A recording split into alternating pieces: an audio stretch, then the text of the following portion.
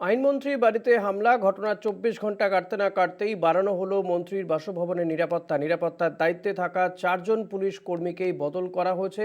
হামলার ঘটনায় অভিযুক্ত বিক্কি কেওড়াকে গ্রেপ্তার করেছে পুলিশ। বুধবার রাজ্যের আইনমন্ত্রী মলয় ঘটকের বাসভবনে হামলা। সেই সময় বাড়িতে ছিলেন না মন্ত্রী মলয় ঘটক। হামলায় অভিযুক্ত বিক্কি কেওড়াকে গ্রেপ্তার করেছে আসানসোল দক্ষিণ থানার পুলিশ। অভিযুক্ত বিক্কি কেওড়ার মাথায় গন্ডগোল আছে বলে জানান তার মা মুক্তি কেওড়া।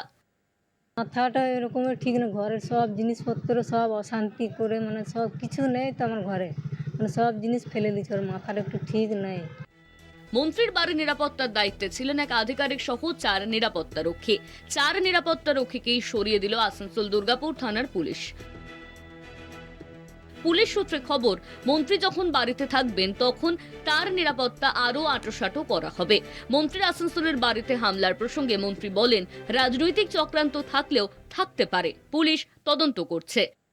কালকে তো আমি ছিলাম না, আমি শুনেছি যে একজন আমার বাড়িতে ভেতরেই সামনের রুমে ঢুকেছিল, টেবিলের কাঁচও ভেঙেছে। পুলিশ তদন্ত করছে, পুলিশের ওপর ভরসা আছে, নিশ্চয়ই তদন্ত করে বেরোবে।